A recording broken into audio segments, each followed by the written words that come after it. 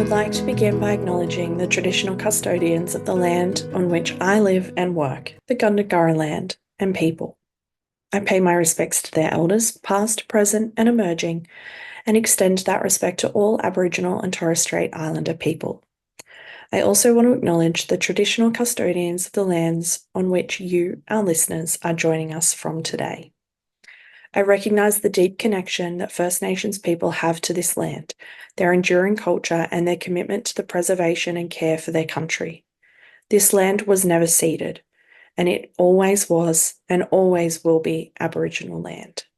Hey there, and welcome to Beyond the Surface, the podcast where we explore the stories of people who have survived religious trauma, left high control or cult communities, and are deconstructing their faith.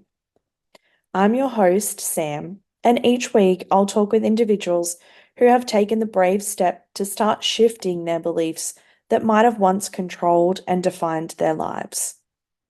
Join us as we dig into their experiences, the challenges they've faced, and the insights they've gained. Whether you're on a similar journey or you're just curious about these powerful stories, you're in the right place. This is Beyond the Surface. Okay, welcome, Aaron. Thanks for joining me. Thanks for having me. I'm so excited about this episode. Your Instagram is the funnest thing I've ever seen, by the way. Um, So I have a bit of fun. yeah, so if people have not, please go and follow Aaron because it's the funnest Instagram I have ever seen. You just look like you are living your best life. I am. I'm really happy. I'm enjoying life. I don't It's get so too nice. like Yeah, it's so nice. And I think, it will be nicer when people probably hear the background and the story, but it's so nice to see people just living their best life, enjoying everything. what we So want for everyone, isn't it? pardon? What we want for everyone, isn't it? Yeah, absolutely. Yeah. Live I their mean, best who doesn't want that? Yeah. Live, laugh, love. Oh gosh. We love a cliche, don't we? Oh, we Oh love it. gosh. I was like to I always will quote cliches in my sessions with clients, and I always start it with I hate a cliche, but like it always comes out. I I don't love know to make fun of yeah. the show. Oh goodness. Okay. So like people might know a little bit of your story because you sort of became public in the New South Wales conversion therapy ban. But where does your story start? Oh, well, 1988, I was born. Okay. Love that. No, it probably like in terms of uh the cohesion of this story, it probably starts when I was around 13, 14. Okay. Your pubescent years, and you're really discovering who you are and yourself. And it was sort of in that time of my life where I discovered I was gay, but I didn't know what that was. Mm, Exactly. Like I knew what it was, but there was just no framework given the bubble I had grown up in mm, for me to process what that meant in a healthy way. yeah. And so that's sort of the beginning of the story. And then there's a long time of hiding and wrestling with all of that before ever coming out and being my true self, authentic self, like I am today. Yeah. Tell us about the bubble. What sort of a bubble did you grow up in? So I grew up in a really conservative Christian evangelical home. Mm, So we were a family of five. I have two sisters, they're twins. And our whole lives revolved around the church and the Christian community. So I didn't know anyone who wasn't a Christian, really. We went to a private Christian school. We went to church every Sunday. My parents and a couple of their friends helped to bring the Alpha course to Australia, and so we were this traveling group of families in the mid '90s who would travel to different churches of all different denominations, mm. spruiking the Alpha course. We'd get up on the stage. It was like the Von Trapp families put together, and we would get up on stage. And you remember that song, the Hillsong song, "All over the world, Yeah. like us." calling in name and living in your love Oh gosh. together, and everyone in the church would love it. And then they would advertise Alpha and try and get those churches to do Alpha. And then they would run Alpha courses. So my sisters and I would have a rug at the back of a church that we'd have to sit on. We couldn't leave the rug, and they'd run Alpha. So all of my life was consumed by church. We lived right across the road from the church we attended. Yeah. So we were constantly in the church. And I think because of that, it forced this bubble of this is the only world there is. And so everything that's in this world is the only way to go in life. And so it caused this bubble that was hard to break out of, I guess. Yeah.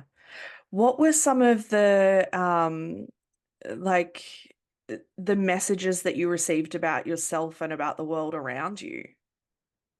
So like part of my upbringing is I loved, and I still look back on it with love, and Yeah. I cherish my upbringing, Yeah. which some people I talk to find that really hard to believe. They can't fathom it. They just don't comprehend how a world that told me I shouldn't be who I am, and I shouldn't love who I am. Yeah. Something I look back with fondness. So it's this weird PTSD that I experience. Yeah. But it is a very loving community, and you are taught that you are loved, even though there's a part of you here that is a big part of you that isn't loved. Yeah. There's ways around coping with that, I think, that I was just forced into, and was really good at distracting myself within that bubble to distract myself from the pain or from the confusion, and just focus on the good and the bright and the light and the love that the evangelical church exuded. Yeah. It's interesting. I think you're the first Australian person who has actually used the term evangelical to describe their church upbringing, because we don't hear it all that often in Australia. It's largely like an American term.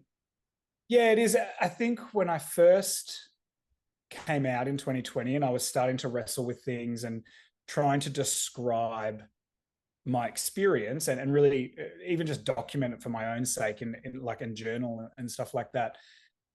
Anytime I just called it the church, there were people go, no, but there's churches that accept homosexuals. Yeah. And I'm like, well, okay, how do I refine this definition so it really describes what I'm talking about and what I was a part of? And yeah, I found that evangelical was the best way to describe it, because even Pentecostal wasn't the best way, because I'd grown up in Baptist and Pentecostals. So yeah. It's a very broad, it's just, I feel like describing the church upbringing is hard sometimes. But yeah, I think people who have not been a part of a faith community find it difficult to understand the two sides to the coin and it not being all bad. I think it's really hard for people when they see the harm that has happened on the other end to not remember that actually there was, we were there for a reason. And most of the time we loved it while we were in it. It's not until we get out that we realize all of the crazy shit that happened. yeah, and there's still things I say to some of my best friends, like, I miss this about church. Like, Yeah. I went to a concert at the end of last year of a singer-songwriter who has since left the evangelical church. And in one of the songs that he did, he got the whole audience singing along. And then he said, there's this part that in my song that was inspired by tongues, and I want you all just to start singing whatever just noises come to mind. Oh my gosh. Everyone started singing what sounded like a Pentecostal church having free worship in tongues. And I was like, this is just it was really like warm and like euphoric. But I turned to my friend and I was like, I miss this about church. I miss the corporate singing. I miss the feelings you get in a everyone's here for one purpose, one mind, one body. That whole shtick. Yeah, the collective singing. I think I was a worship leader, so the music is always, and I think forever will be the thing that I miss the most about church. But I did not grow up I didn't go to a Pentecostal church. So speaking in tongues, I remember the first time I witnessed that, I was like, what the fuck is this? Like, I was so confused. I grew up in a very conservative, like Calvinistic style church. Okay. That was my home church. And I remember going to a Bethel worship night, and I turned to my now wife, and I was like, "What on earth is happening right now?" Right. It was crazy town. They're the upper end of the scale, though. They are extreme. Oh yeah, So yeah, I've come from absolutely. that really conservative Baptist where tongues wasn't done Yeah. into the Pentecostal world where tongues was normal and explained. I was like, oh, okay, this makes a bit of sense. And so I grew into it. Yeah. But yeah, then going to Bethel things, it was like this other extreme where I was like, I don't know if I'm comfortable there. Yeah, it's a whole other world. Yeah, a whole other world. What was it like for you to I mean, there's a difference between growing up in a church family and like when did it become a personal relationship with God for you? Yeah, good question. I think my whole childhood, I was always really invested in church life and my faith. Mum always tells this story. She tells two stories. One of the day I was born, and she held me in her arms, and the first words she said were, "God, I'm giving him over to you. You can do with him. I hope he serves you all of his life." That was like this prayer that she prayed over me. Yeah. And then as a young boy, I was about 7 or 8. Mum was cleaning the house. The girls were a little bit younger, so they kept her busy. And I just decided I'm going to go across the road and see if Pastor Gary needs any help with anything. I didn't tell Mum and it was a main road, really busy road. Crossed the road, went over.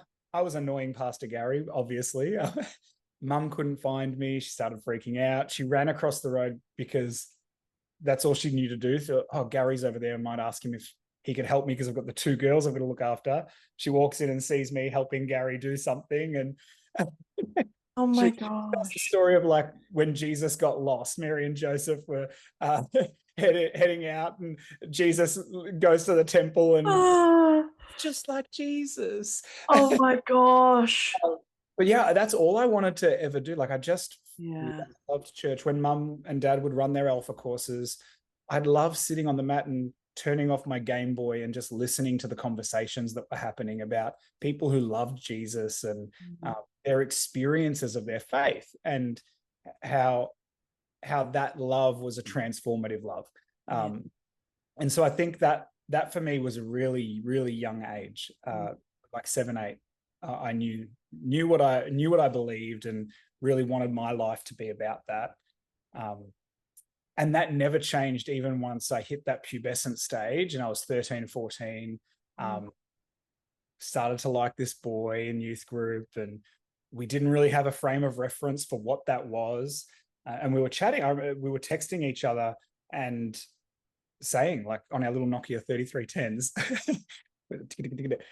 Yeah. Oh, Texting each other saying that, hey, I like you like this guy likes me. Like, what do we do about this?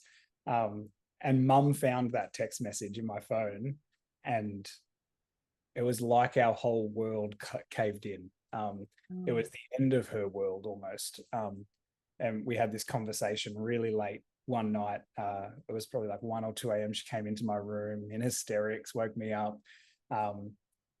Just she couldn't comprehend that. She and people ask me, do I resent my mum? Is there hatred for my mum? And there isn't, because I, even as an adult, later on in my life, believed the same thing she believed about myself. And she was just brought up in this world as like I was, and she believed the things that she was taught to believe were true and right. Mm. And she loved me more than anything else in the world as her son. And part of that love was, I don't want my son to end up in an eternity separated from God. Mm. So her response was this great fear that not only was she losing her son, but God was losing her son. And she was wrestling with that. So that night she said, look, if that's gonna, the only thought she could have was, if I punish him, this will steer him in the right direction. So she said, if this is the direction you want to choose, if this is the decision you want to make with your life, you need to find somewhere else to live.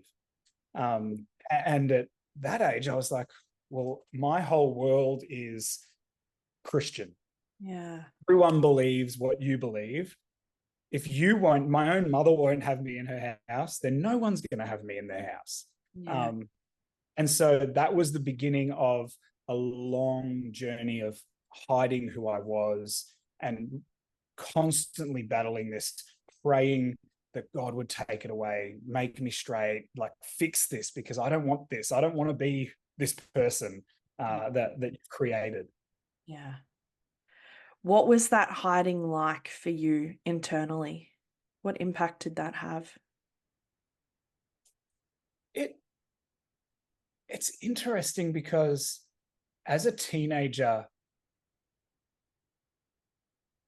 I constantly, I guess, I don't know if hiding is even the right word, because I think if you look at me and look at the history of my life as a teenager and as a 20-something-year-old, the signs were there. Like you, I feel like the signs are always there. right? So everyone I talk to is like, I don't know how people didn't pick up on this. And Yeah. I think they were more ignorant than I was hiding. They were just choosing not to see it, or not wanting to see it, potentially. So I wasn't really hiding. The only part I was hiding was that I'm attracted to men, but everything else about my life was quite real. And the hiding that I was attracted to men was hard at first, but I very quickly learned to distract myself by keeping myself busy. And that was the thing I focused on in life, was if I just keep myself busy, if I dedicate myself to God's work, then this is all okay. And I remember going to a prayer ministry session once and talking to them about my sexuality. And they told me this is like the thorn in Paul's side, that he prayed that God would take it away, that just God never took it away. And so this is something you're going to have to live with. Or it's like the cross that Jesus had to carry to his own death. Like this is your cross. This is your burden in life. And if you can choose to put God first in amongst that thorn, that cross, that burden, then think about how great your faith must be. Think about what awaits you in eternity. And that was the rhetoric that I fully bought into. How did that rhetoric impact your relationship with God? Like personally? So I don't think it really impacted in a negative way until I started to prepare to come out at the end of my closeted life and journey. Before that, I was so in love with God, and so of course I would do anything to carry that cross and live that burden with that burden and honor Him at the same time. So it didn't really taint my view of God until I started to read and research this whole idea of sexuality and the church and Christianity and faith, that I started to go, this all doesn't add up. And then my lens started to shift on a whole lot of stuff. Yeah, the whole concept of like suffering is godly is really messed up. Like really, really messed up and really harmful. It is. And so often the suffering is godly is preached by people who have very little suffering. The most privileged of people. They're driving around in their nice high-end cars, the big celebrity passes, right? They're telling you that suffering is godly. Well, they live in their mansion and they're having 3 meals a day. They don't have to live paycheck to paycheck or worry about health issues. Yeah, absolutely. Now, I know you became a pastor, so tell us about that. How did Yeah. that happen? So went through high school, never acted on my sexuality. I wasn't really in a position to, I guess, either. Yeah. I just couldn't. There was no opportunity that arose. Well, Then if you're knee deep in God's work, there is going to be. You're probably not floating in the circles. no, not at all. Oh. Not at all. And then towards the end of year 12, my youth pastor at the time asked if I wanted to do an internship at the church the year after. And I was like, of course, that's it. I'd looked at the group of 12. There was always 12 that got chosen. It was like the 12 disciples, handpicked, and looked at that group of 12 and thought, I would love my next year, like a gap year, to look like their year looked. Like this, that they looked like they had a great time. They really bonded. They grew in their faith. So I think this would be a great opportunity. Was So this fresh out of high school? yeah. Oh my gosh. And Okay. I didn't turn 18 until the year after high school. So I was still 17. Like I was Oh. so did this internship. It wasn't the experience I was expecting it to be. My cohort was not the same bunch of people. The pastor that invited me, some troubles happened. He was removed from his position just before I started. So everything was up in the air. And I just was like, well, the group of people I'm with aren't the same caliber of people as last year's internship, if that's a good way to describe it. I don't know. That's how I felt at the time, you know? Yeah. And so I was like, I'm just going to put my head down and dedicate myself to learning and growing. And so they all did this Cert 4. I decided I was going straight to my degree in theology. And so went and did my degree with all of last year's interns. So I was in their cohort now. And fell in love with this guy. I adored him. He was amazing. And it was one night we'd had a worship night at church. It was a beautiful youth worship night. And afterwards ended up kissing him. And the next week ran to the senior pastor full of shame and regret and guilt and was like, you need to kick me out of the internship. I did this horrible thing. I kissed a guy. He's like, well, slow down. That's not what we need to do here. That's not the answer to this. The fact that you've even come to talk to me about this is good. And our church recommended that I go and get some prayer ministry at this church out in the eastern suburbs. And it was there that I was told by the person in the prayer ministry that her son was gay. And their senior pastor had pretty much told him that if you want to be healed of your sexuality and you want to be made straight, God does miracles in a way that he responds to our stepping out in faith. And so she gave all those examples, you know, Peter Not vague at all. Peter Oh. out of the boat. The woman with the issue of blood had to risk her own life and go into the population, that community that she was allowed in, to reach out and touch Jesus' hem. And so in the emotion of prayer ministry, I was like, oh, that makes sense. And she said, there's no use just saying, God, make me straight, if you're not going to do anything about it. And so their senior pastor had told her son, if you get married to a woman, because God created marriage, it's like the first holy covenant he ever made. That's where the miracle will come to you. Now, I don't know what her son's life is like now, but I can't imagine it worked. No. And I'm scared. I'm scared for him that he's probably still living in this really fragile space that, like I was for years. But yeah, so I came out of that, asked this girl who I was really good friends with at church if we could start dating, if she liked me like that. And we dated for only like 10 months, I think. We got engaged for 6 months, got married. And, like good Christian young adults do. Yeah. And then we went straight into being into pastoral ministry. We got our first pastoral ministry job that we stepped into the week after we got back from our honeymoon. Wow. Yeah. Oh my It goodness. was a long way to tell you, yes, I was a pastor. No, I love the long route. That's the fun way. Oh, that just like anytime I talk about paths, I just think of like the narrow and the wide path story. Um, it just is like flashbacks. Um, what was it like for you internally, knowing that you were attracted to men, but standing there on your wedding day marrying a woman? What was that like? Thought I was doing that for God. So Yeah. I was fully invested in it. I really believed this miracle was going to happen. We'd just heard story after story of miracles in our church community. A group had gone over to Africa and seen a person's leg that was all deformed. They prayed for it and it straightened up. And so I'm like, this is a God of miracles that we serve. Yeah.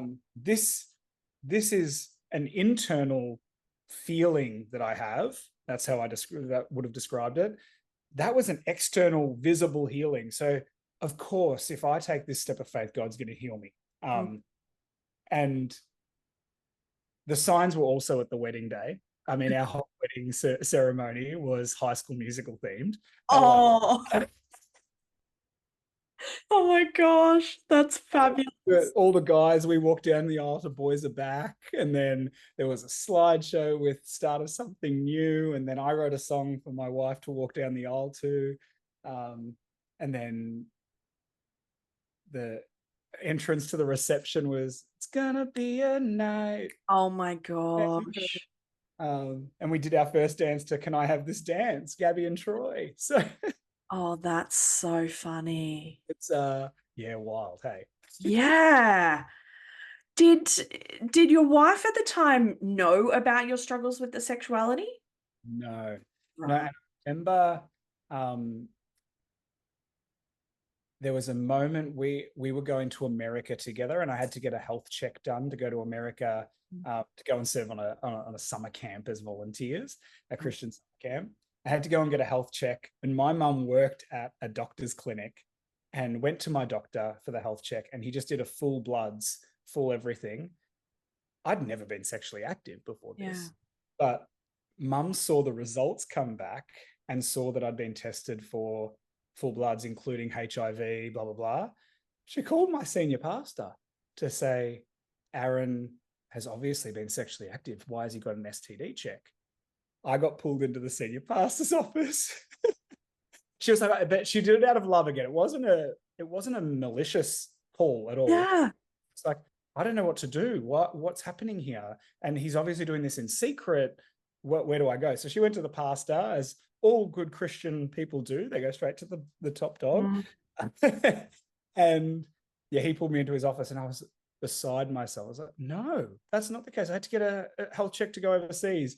And immediately afterwards, I was so emotional. We were in the church office because we worked there, and walked out, and I was crying, and my ex-wife saw me, and she's like, are you okay? And we went into a room and we talked about it, and I told her, Mum thinks this. That was the only maybe glimpse that she may have ever had that maybe Aaron's gay. Because I just wouldn't have ever talked about the shame attached to admitting that to anyone. It was just unbearable to even think about, that someone would look at me like that or see me like that. Yeah.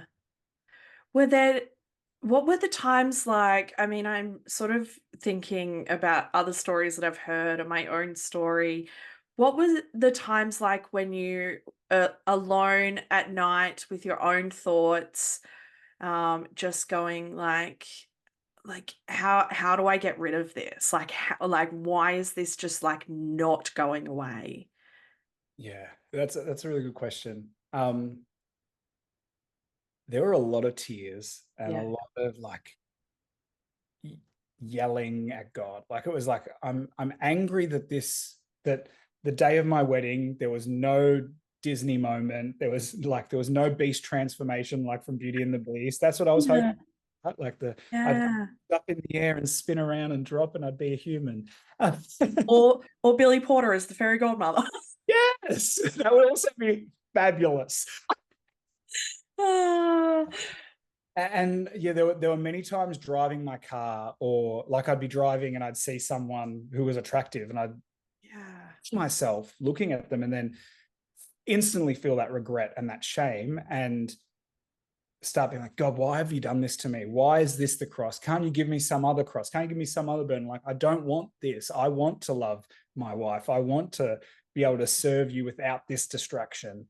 And so it was just a lot of confusion and a lot of anger, but always just believed the rhetoric and the teachings around homosexuality. And so my faith was the most important thing to me. And so if these teachings were true, I couldn't do anything about it. I just knew that this is my temptation, just like an alcoholic is tempted to drink and a drug addict is tempted a drug addict is tempted to take drugs. Yeah. My temptation is being attracted to men, and I've just got to learn to live with this. And so it was confusing and hard, but at the same time, that's where I learned that coping mechanism of getting distracted by church and ministry and life. Yeah. What was it like for you to pastor a church? It was great. Yeah. I love people. I'm an extrovert, so Yeah. pastoring made sense.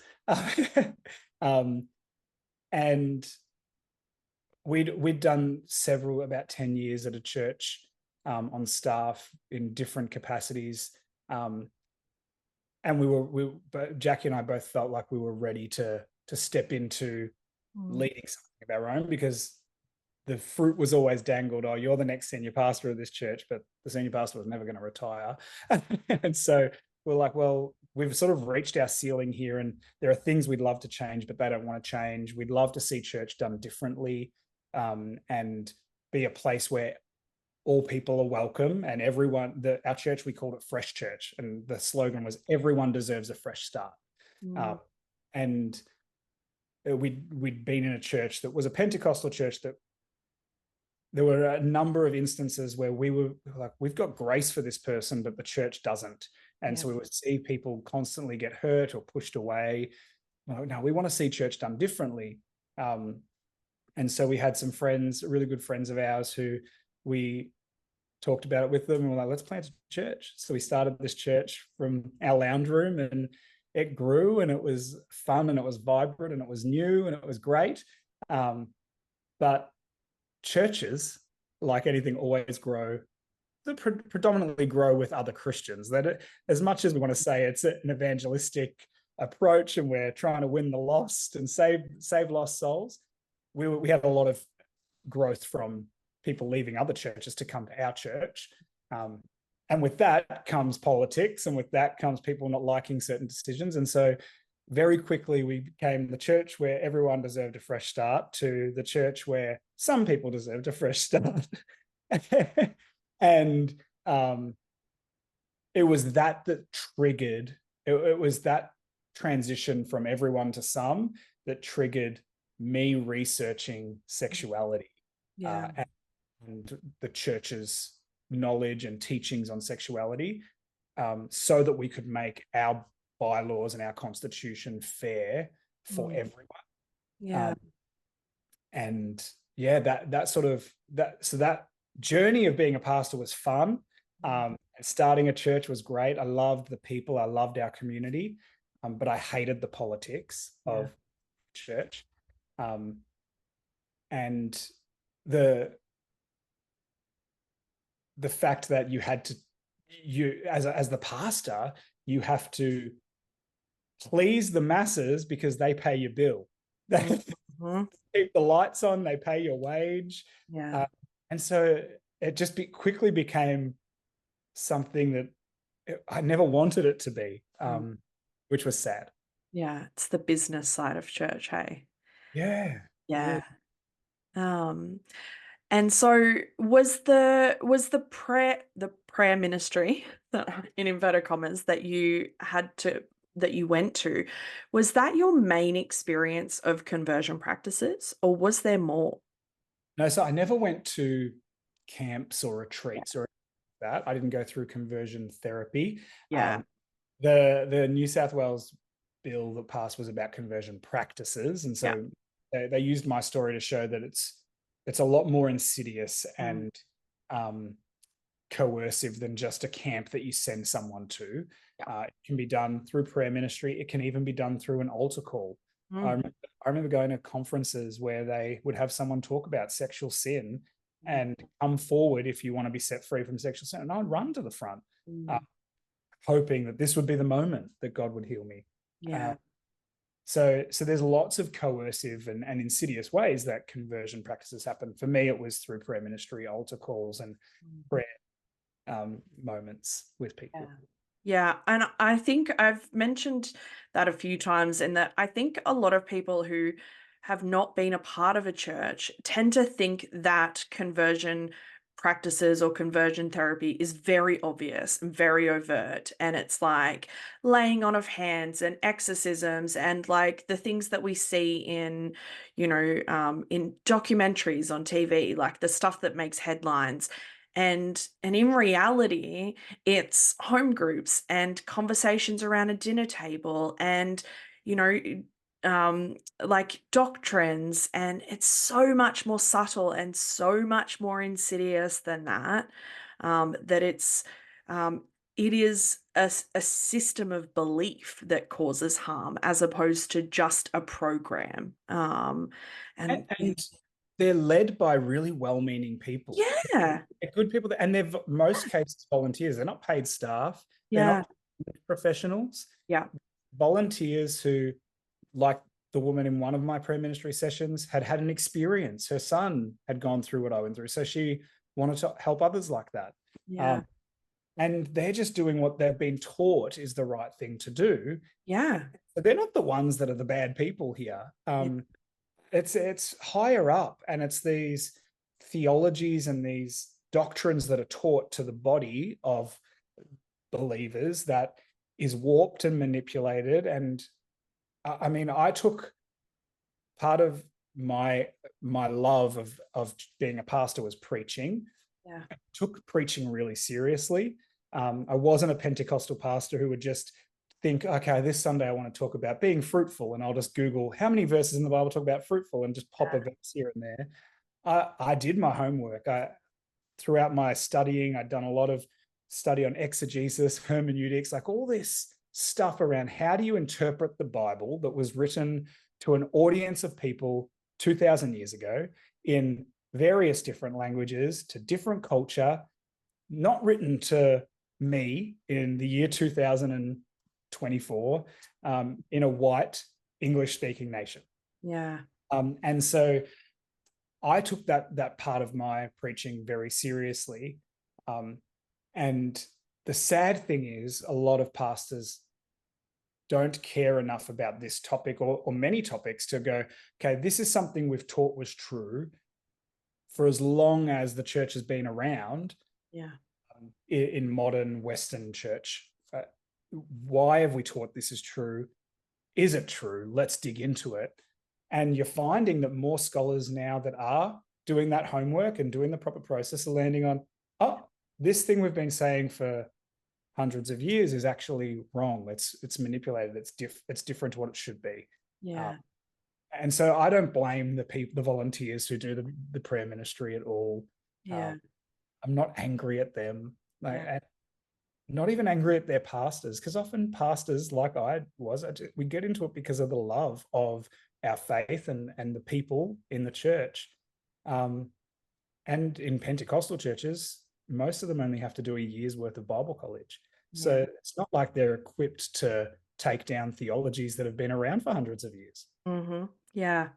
And they're also like, I find, I think about some of the churches that I was a part of, they're all also being trained by the same places. And so it's like they're just cookie cutter versions of one another. Uh, 100. yeah. Um, but also, I mean, how dare you preach with context, Aaron? Like, no wonder. What pastor preaches with context? I used to get teased all the time because nearly every sermon I ever preached, I would say, now this word is actually this word in Greek. And let me tell you, like the word, just for example, the word Oh, praise that we say, praise and worship, the word praise in the Bible, there's 7 Hebrew words yeah, for one English word of praise, and they all mean different things. And we yeah, lump it together in one word. And so that's the sort of thing I would talk about in like context is everything here, people. Like, yeah, and you're not trained to figure this stuff out as an everyday churchgoer, and yeah. being told that certain things you're doing in your life are wrong, or and so we broke the mold a little bit. We did a series called "Dumb Things Christians Say" at our church. And we had a big poster that was up everywhere of Jesus face palming, and I got emails from Christians in the community that didn't go to our church. They're like, "This is sacrilegious." Oh my gosh. Yeah, we had Take fun. take a chill pill. That's it. Just calm down. Don't take yourself so Yeah. seriously. I'm sure Jesus is laughing at this poster. I And know, I'm sure Jesus absolutely. is face palming your email right now. Yeah, yeah. I'm curious though, because if that was the style of pastor that you were to pull that like the text apart, why do you think it took so long to pull apart the texts about like the clobber passages? So this is a good question. And I've asked myself this a lot. There were 2 things I never preached on and never touched. Yeah. Revelations, because my grandfather scared the shit out of me as a Yeah. child with Revelations. So as a pastor, we never once in my, what was it, 14 years, 12, 13 years of ministry, I never once preached a passage from Revelations. And Wow. I just was, I'm not equipped to teach on this. It's so ambiguous. It's so out there. I don't want to touch it. Yeah. Um, did you ever see the play Heaven's Gates, Hell's Flames? No, but I know of it. Oh, Yeah. anytime it came to town, we were there. So Oh I was gosh. terrified of the end times, always was. Yeah. Um, and sometimes when I'm at my lowest of low, even now, I go, what if I am being sinful? What if Jesus came back tomorrow? What if I end up in hell? Like, Oh, yeah. but so there was that, and there was sexuality. I just didn't want to touch it Yeah. because it's painful. Mm. I I didn't want to go there because I thought if I talk about this, someone might. A lot of pastors that you see have big falls around the world. The thing they focus on is the thing they struggle with. Yeah. I was like, I don't want to do that. So I'm just not going to go there because then I won't, if I'm not constantly reminding myself of my struggle, maybe I won't step into falling away and doing something wrong. So Mm. I never did. Yeah. While you were pastoring, did you ever have anybody come to you saying that they were struggling with their sexuality? Did you ever have to deal with that? Yeah, I've actually reached out. So there was a young guy who came to our youth group when I was a youth pastor before Yeah. we planted our church. And he had told his best friend he was gay. His best friend brought him to me. His family didn't go to our church. He just came to our youth group. He was Yeah. one of these kids who loved youth and came to church with his friends on a Sunday. Um, and I prayed with him that he'd be healed, just like I'd been prayed for, thinking, well, maybe it'll work for him.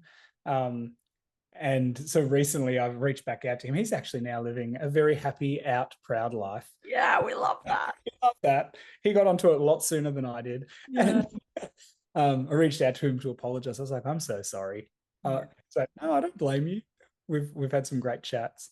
But yeah, had a few. We had I guess what sparked me starting to research this Mm. whole topic was that we had some cases of homosexuality in the church. So we had the first instance was we had a guy start coming to our church who was same-sex attracted, had always been told. He grew up in a Christian family just like mine, very Pentecostal church, great worship leader, great piano player. He'd always been told it was a sin. Had moments where he'd fallen to temptation and ran away for a while, went overseas, came back, started attending our church because he saw the billboard up at the train station that said everyone deserves a fresh start. And he thought maybe this is going to be a different church. So we had him start coming to our church. He sadly because of all the trauma of his past, was very addicted to alcohol. And may I add, he played piano the best when he was drunk. I mean, to be fair, if I had gone to church half tanked, I might have sung better also. I mean, the Holy Spirit was flowing through the keys on the days he'd had a whiskey before coming in. Let me tell you. Oh. But yeah, he was struggling with alcoholism really severely, and I was so fixed on this. Everyone deserves a fresh start. That I was like, no, he can still play keys. He can still be on the worship team. I don't care what. And so we had people push back. Oh, he's drunk. Why are you letting him do this? I'm like, maybe that's all he needs for God to set him free. Like, just give him this guy a break. We ended up sending him to working with his family to get him sent to a rehab. Came out and he was doing pretty good. And then he had a moment where he got really, really drunk and drank himself to death, which was really sad. And that was really traumatic for me, because I knew the reason why he was drinking, and I was like, that's such a hard place to have been. I can't imagine the trauma he had to face, because I don't think it was the same as the trauma I had to face. I felt like I had it so much easier with my sexuality battles. And then a few months later, we had a lesbian couple walk into our church for the first time, holding hands. And the guest services director, the leader who looked after all the visitors, I was backstage with our team going over the service, and this is what's going to happen, and getting ready for the service. And he comes in, he's like, Pastor Aaron, there's a lesbian couple here. And I was like, okay. He's like, what do we do? I was like, get him a coffee. So, what do you mean? I'm like, well, every other person who walks in the door for the first time gets a free coffee. Go and get him a coffee. He's like, no, but they walked in holding hands. I was like, okay. Yeah. And I got this like anger for some reason. There was just this, and I took it out on this poor guy who was just confused. Yeah. But I got angry, and I very rarely get angry, but in this moment I didn't. In front of the group of people we were getting ready for the service, I was like, mate, you don't know that the man who just walked in holding his wife's hand didn't beat her last night, and you've just got him a coffee. Now go and get that couple of coffee. Back to my team, and I was like, so we'll pray at this. Like, just back to normal. And this lesbian couple were just amazing. They were a beautiful, beautiful couple. I can't go into their story too much, but one of them had never been in church, never grown up in church, grew up in Australia. Jesus was just like a swear word, like when you hit finger with a hammer. The other one had grown up in a really large church overseas. Her parents were pastors of one of the biggest churches in the world. She'd written worship albums, and knew that her sexuality couldn't coincide with parents' ministry, and she didn't want to ruin that. So she sort of ran away, came to Australia. The Australian girl was struggling with some mental health and some anxiety stuff. And we were about to do a sermon series on anxiety. And a friend of hers from uni said, come to my church. She went home and told her girlfriend from overseas, we're going to go to church this Sunday. And her girlfriend's like, absolutely not. Do you know what they're going to do to us there? Yeah. And she said, no, I think this is a different church. So they ended up coming in. They loved the service. They both felt welcomed, which was great. The Australian girl put her hand up in my altar call to get saved. And then they started doing our what we called our growth track, which is like our course to become a church member. It's a 4-week course. And on the last week of that course, so they've been there at church for 5 weeks now. The last week, I would always pop my head into the class and say hi to everyone, and encourage them to join a team and get involved, start volunteering. And they pulled me aside and said, can we have coffee with you this week? Of course, let's do that. We sat down, had coffee, and they asked me if I thought that their life was sinful. Yeah. Yeah, I do. I just was honest. Yeah, I really do think your life is sinful.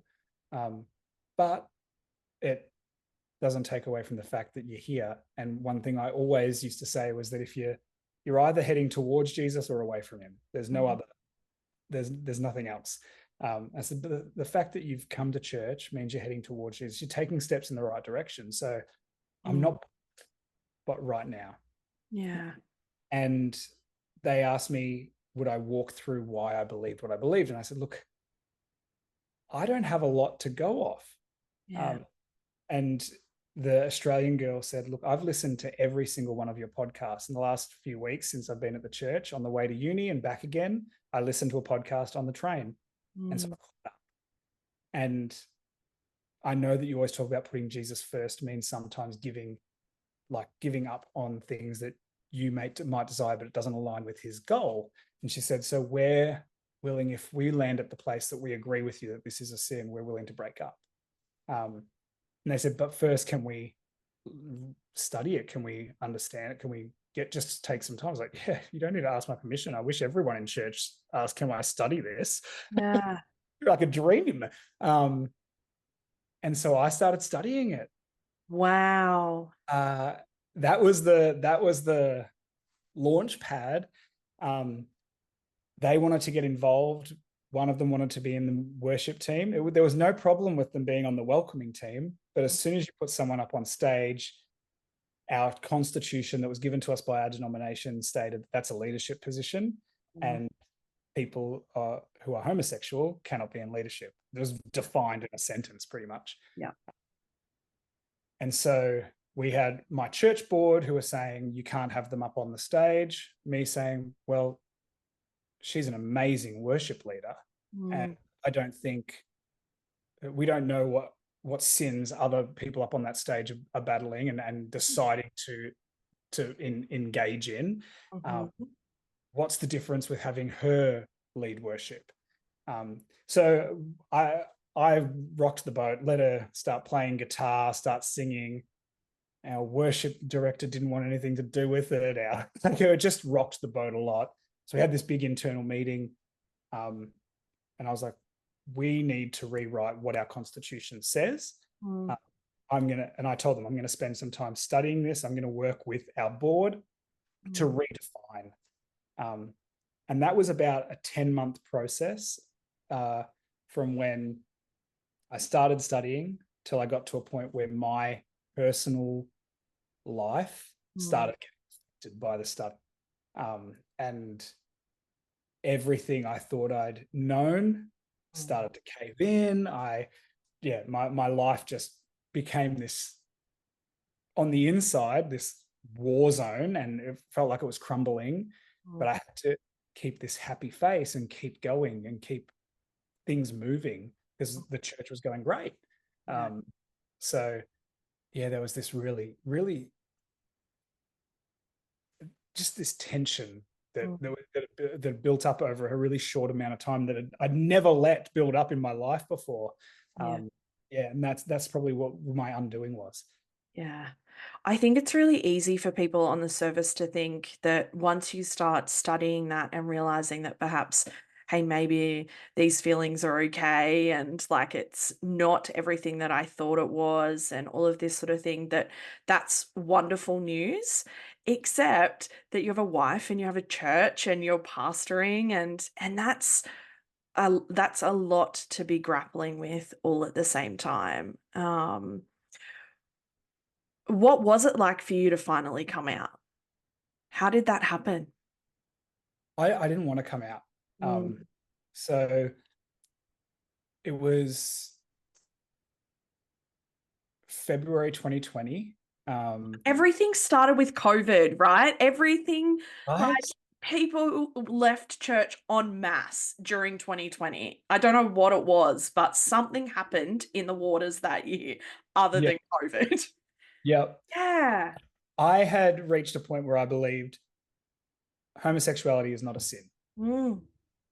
The clobber passages have been used to beat down and manipulate people for hundreds of years, but, or not even hundreds of years, since 1946. Let's get that. Yeah. And they shouldn't be being used to do that anymore. Mm-hmm. But I ran this risk of and so then there was this internal dialogue that was happening. I had this risk aversion, I guess, because, like you said, I was married and loved my wife, still love my ex-wife, which we're still technically married. We haven't paid for a divorce. We're like, if either one of us finds someone that we're wanting to get married to, then we'll pay for it. Yeah. That's a lot of paperwork. Legally, we're still husband and wife, but Yeah. Oh, that's so good. she's amazing. So yeah, love my wife. I've got a son. We had a foster son who's now 21, but at the time he was like 17. I just didn't, their world was just, it was going well. I didn't want to destroy their world. I had a family who loved me, and mum and dad were coming to my church and loved church. We had a church that was growing. It was thriving, a community of people that we loved. I was traveling the world speaking. I'd written a book. So there was all this stuff that I knew that if I came out, all of that was destroyed. And I've gone to the worst place in my mind about all of it as well. Like, Jackie's going to hate me. Yeah. She'll take my son away from me. My parents will disown me. The church, I'll lose my job at the church, and all the people will disown me from the community. That's where I went in my mind. And then I thought, well, maybe I don't come out. Maybe I just continue. Like, I love my life now. Maybe I don't come out, but I talk about this this theology and the clobber passages and how it's been manipulated, and maybe I do this as a ministry. And then I just remembered all those people who start focusing on something eventually have a fall. And I thought, now that I know this, the temptation for me to act on it is going to be so much more. Before, when I thought it was wrong, my faith and my love for God stopped me from ever doing anything. Now that I don't think it's wrong, how long can I be faithful to my wife for? So that wasn't an option. And all the options I kept presenting myself with just weren't a reality. I couldn't see it as a reality. And it's my birthday on 29th of February, and leap year that year was a leap year. So we had this big birthday party for me in the city. Got to say goodbye to everyone. That was my plan. Like, I'm just going to bow out. So I had this birthday party, went around, said goodbye to everyone. Jackie and I had driven separately because she was going to take our son home, and I was going to go and do some karaoke with a couple of people. So did that, had a few things to drink to help me go through with it. And then went to go and end my life. Got stopped in the process by this woman who was on her way home from work and caught me. And so thankful for her. She was incredible. And promised her that I wouldn't go through with it. Ended up going home. Next day, preached the best sermon I've ever preached in my life at church. Oh, the irony. Isn't it? And the amount of people who came up to me afterwards and said, that was the best sermon you've ever preached. And I got emotional in the middle of it. None of them knew what was going on. But pretty much the message was about grace and just letting people be and loving people. So it was my sort of my final sayonara. And then we went home, and Jackie and I sat down, and I had the conversation with her about, hey, I'm gay. I've never wanted to say this out loud. I've never wanted to tell you. And then I talked her through all the stuff that I'd studied, and she'd sort of known anyway, because I kept voicing it in Bible studies and now our leadership meetings. I kept bringing it up.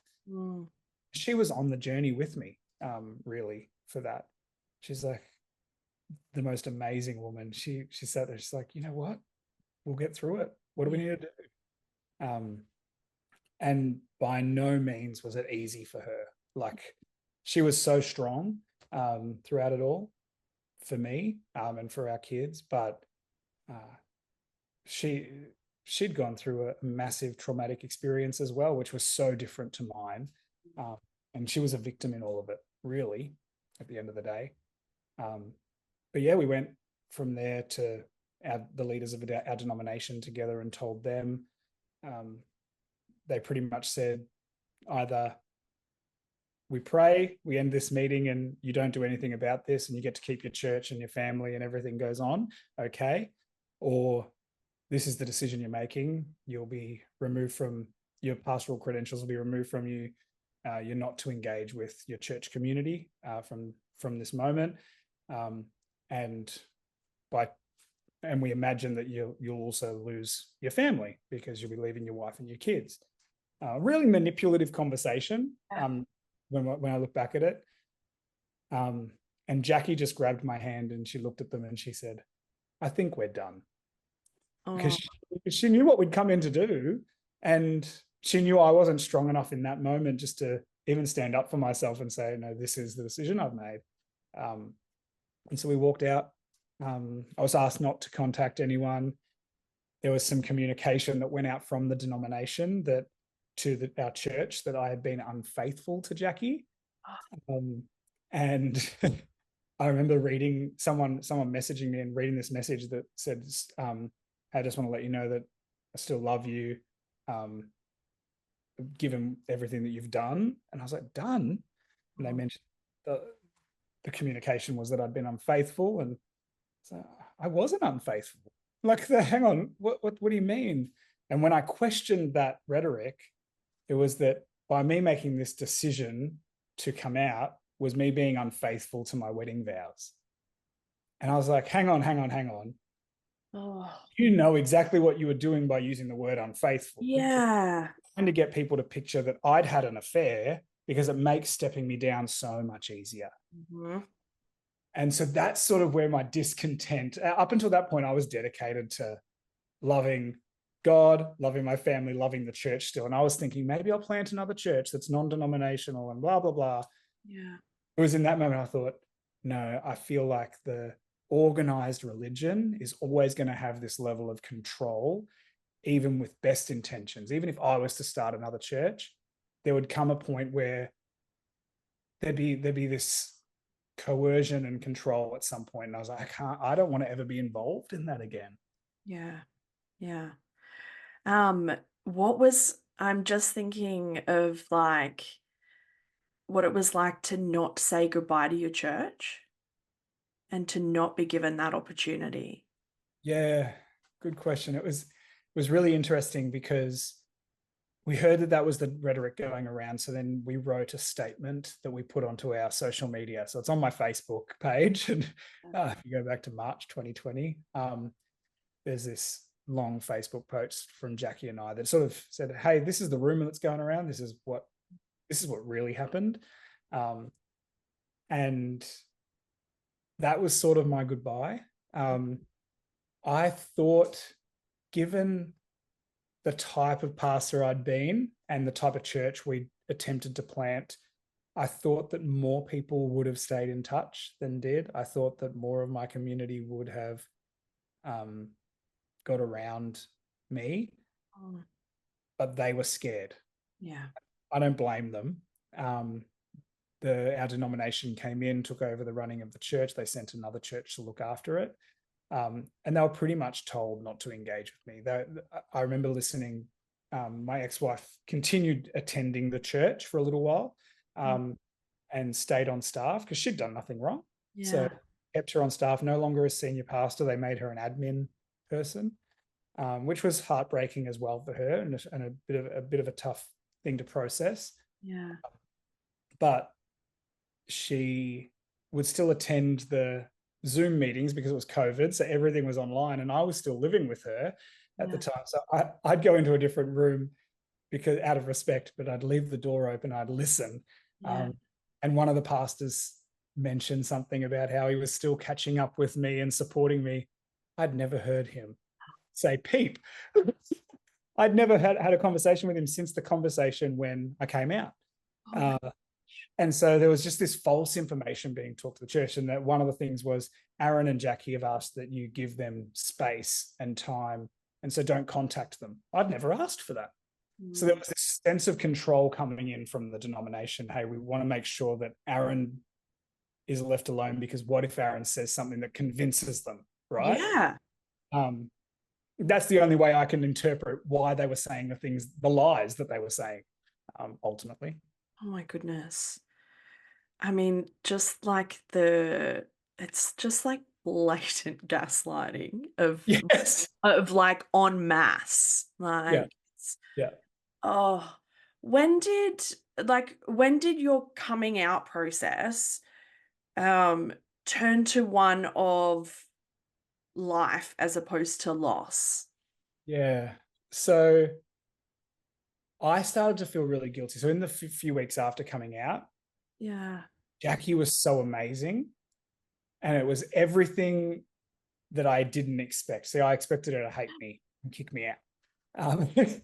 And she was incredible. And so there was so much shame and guilt that I started to experience. I felt I was having panic attacks because, hang on, she's meant to hate me. Why doesn't she hate me? Like, Ooh. hate me. Yeah. Yeah. And I was, having panic attacks, wasn't sleeping, struggling to process everything, and Mm. feel really guilty that, hang on, I've destroyed our marriage and she's being incredible. So I ended up moving in with a musical theater friend of mine, one of my best friends, Molly, and about a month after coming out. Yeah. And it was just that closure, moving into a space that I could just breathe, Mm. and I had some time where I was just by myself. Um, COVID was incredible Yeah. because an extrovert like me, who just felt like I'd been kicked out of my community, didn't run into any of the problems of watching online as they all continued going about hanging out and having fun together. I had no FOMO, because Mhm. what was already going to be an isolating period for me was isolating for everyone. Yeah. So everyone was isolating, literally. And so I think that just fast tracked my healing process. I was getting therapy, seeing a really, really good psych, and had no FOMO. So no, I wasn't looking at people going, I hate the fact that they're hanging out and I'm not involved and blah, blah. So yeah, that isolation time was really great for me, just to be alone, process, discover who I really was, and allow myself to just embrace what I'd always really wanted to embrace, but felt like I couldn't. Yeah. Was that liberating? Yeah. Was Yeah. it terrifying also? No. Oh, Like, gosh, you really did miss that bit, didn't you? well, so COVID in Melbourne, lockdown went for ages. Yeah, it did. So there was no like diving in the deep end and being taken to gay bars by friends or any of that. Like I wasn't exposed to anything. Like you couldn't do anything. So Yeah. the worst I could do was that my housemate and I watched RuPaul's Drag Race together. Like, she was giving me a gay education, right? Yeah, that'll do it. And I was like, this is what I missed out on. uh, so yeah, that, like, I think COVID really was the thing that helped me process my trauma in a way where I had no one interfering. I didn't have to worry about like keeping up commitments with people. Like, I could just become a hermit for a bit, and because everyone was allowed to be a hermit. So it was amazing. I had a really great community of friends, from the musical theatre world that got around me, and at one point I was posting a lot of stuff about my faith still, because I was still at that point really sure I was going to start a new church and like do something with my, like, go back into ministry of some sort. And I was posting a lot, and one of my friends messaged a couple of the others and was like, Aaron's talking a lot about Jesus. Doesn't Jesus hate him? Like, what's going, is he okay? Do we need to help him? Like, they were really concerned about my mental health. Oh, And so they were like, oh, if you want, we can do like we were doing like weekly calls and playing games and stuff. They're like, if you want, we can you can preach to us or something. If you need an outlet for that. oh, These are people who didn't ever go to church, and like, you can do that thing where you preach. I was like, I don't want to do that, but I yeah, would really love to get your insight on what you actually think about the things the church believes. yeah, Never listened to an outsider's perspective. I've always had top down. yeah. I'd have it outside in. And so we went through the Alpha course together over Zoom. Oh Me, my gosh. 10 other non-Christians, and they ripped it to shreds, and it was so refreshing. Like, it was the therapy I didn't know I needed. Yeah, And they would say, that's just ridiculous. And just calling out all these different things. And I was like, I've never thought of it that way. Amazing. Oh, and so it really, like, it was just this breath of fresh air that it was like, okay, I questioned, I described like my faith was like this beautiful woven tapestry, and my sexuality was this loose thread. yeah. And I pulled on it, and it became this mess on the floor. But I started trying to reweave this new beautiful tapestry. And I don't know where I'm at with that still. Like, I think there's bits and pieces together. It's an unfinished work of art. I like to think of it as right now. Yeah. It's so funny hearing people who have not been a part of a church when they respond. I obviously post a lot about religious trauma and different things on my social media, and I had a non-Christian client come in and go, "Oh, I saw this post that you did, and I don't actually even remember what it was about, but they were like, that's fucking insane. Like, why would you have ever believed that?" And it was just, it's so funny and so refreshing to hear somebody's perspective when they've not been immersed in that world. I mean, it's so humorous. I just find it The humorous. concept of Jesus dying. Yeah. Yeah, they're like, that's weird. Like, that is weird. I remember one of that session on why did Jesus die in Alpha. Yeah. One of the girls in the group was just like, he died for everyone, but I didn't ask him to. I didn't want Yeah. someone to die for me. That's just, Yeah. I never thought about it like that. I've just Yeah. always thought everyone would love that idea that there's someone who was willing to sacrifice their life for them, but this person has that idea.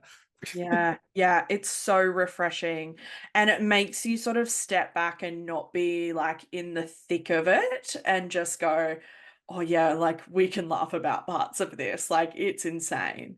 Yeah. Um, so I mean, you sort of alluded to it, but where is your sense of spirituality now? It's very evolved. Mm, Immediately after coming out, I was like, I have to do something with my life. Like, yeah.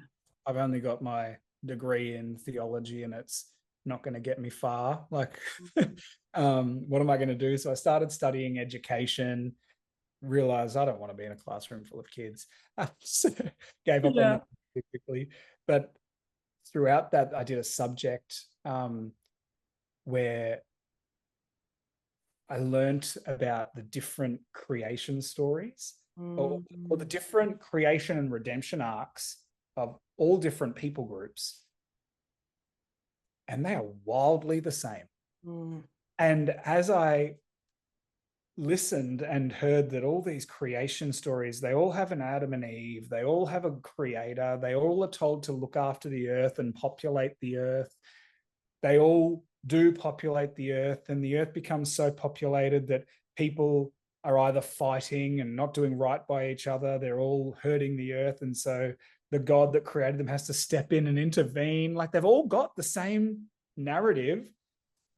I started to think, well, is Jesus the only way? Yeah. Is it one way Jesus? Like Oh gosh. Oh, I just had like a visceral reaction to that song. Oh my gosh, I've not heard that for so long. Yeah. Oh. Remember the claps? Yes. Hey, Jesus, you're the only one that I could. Oh my gosh. I'm going to have to put a trigger warning at the beginning of this episode. Oh, some two Hillsong songs now. I know. Yeah. Oh. Yeah. Gosh. Yeah, no, so I just started to think, what if there is a God, playing devil's advocate, if there is a God, what if said God didn't just reveal himself to the world through one man, Jesus, but decided to reveal himself to the Indigenous people of Australia through Bunjil and to the Hindus through Krishna, through all the different people who play that Jesus role? What if God revealed himself to them? And we've always just thought, as evangelical Christians, there's one way.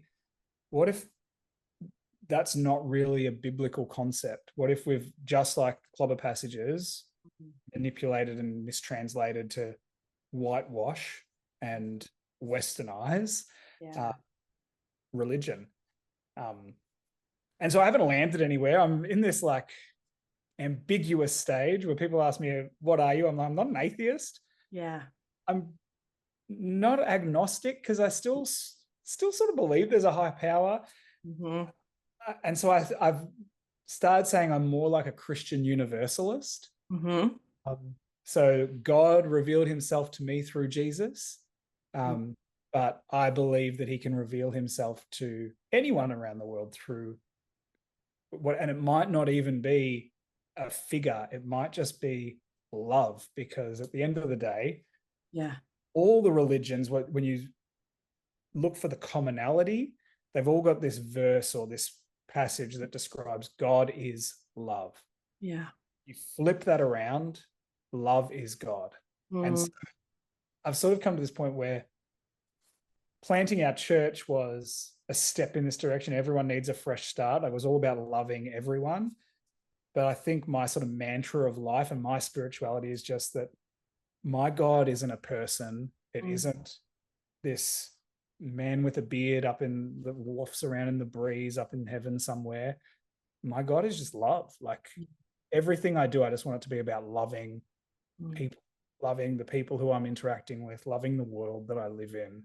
Yeah. If I lead with love, then what can actually go wrong? And not much. Like I feel like I've journeyed through this, what should have been really traumatic and really should have set me up to not be in a good place right now. By having this focus of love, like it's really helped me to get through to this point where I'm really happy.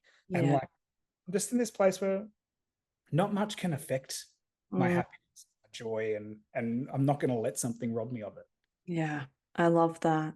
And I mean, to circle back to a very, very queer reference, that's my very first tattoo was a song, like a line out of a song from my favorite musical, Rent, and it's "Measure Your Life in Love." And it goes back to that concept that if we can, lead with love, genuine love, things change when you have a much better label than me, because I just tend to go with I'm just like some lost wandering pigeon, just like trying to feel my way around the world and around concepts. I have no idea where I am, but I'm actually okay with that. Yes, because, I love the little lost pigeon. Yeah, not knowing is actually freedom to me, because there's so much about Christianity and high control religion that is so black and white, so certain, so like by the book. And I'm just like, actually having no idea is really, really nice for it's once. freeing, isn't it? Yeah. Because you come from a world where you have to have the answers. Yeah. as a pastor, you're seen as this like wealth of knowledge. Everyone comes to you for like. I studied theology. I didn't go and study a finance degree. I wasn't an accountant. I wasn't a psychologist. But people would come to you with every problem. Oh, I'm in debt. What do I do? I don't know.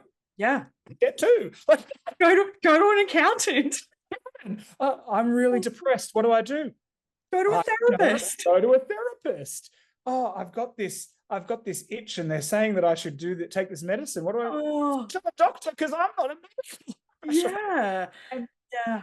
It's wild. Like, as a pastor, they expect you to have all the answers. And so stepping out of that world, it's like, yeah, I don't have to have the answers. And I love it. I love knowing. I love in this realm of like this, just I have no answers and I'm okay with that. Yeah, absolutely. So I have been finishing these episodes with what would you say to someone who is fresh in their deconstruction, or they are fresh out of church, deep in their healing of religious trauma? What would you say to that person? I would say get a community, because that if you're isolated while doing it, I think that's where I would have had trouble. I think that's where I really struggled mentally. So find a community who are going to love you for you, who aren't going to question that because you're deconstructing, you're a bad person or you're sinful or whatever. Find people who don't care that you're deconstructing.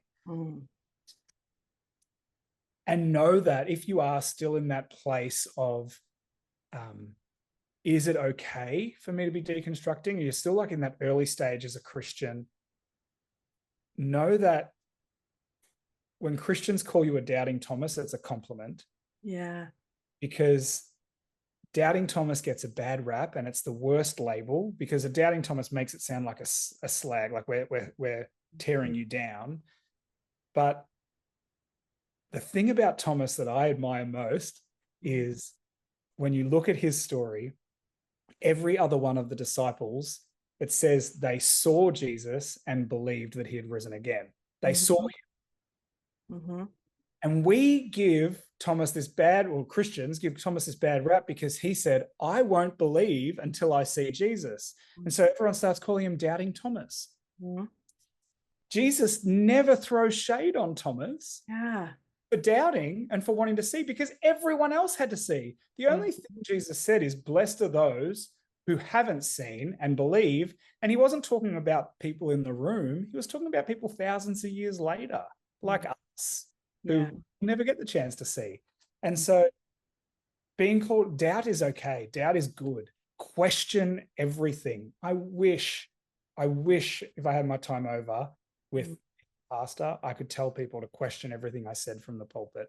Because there's not always one lens that things can be interpreted through. And there's so much we just don't know and don't understand about the world of the Bible, the world of early Christians.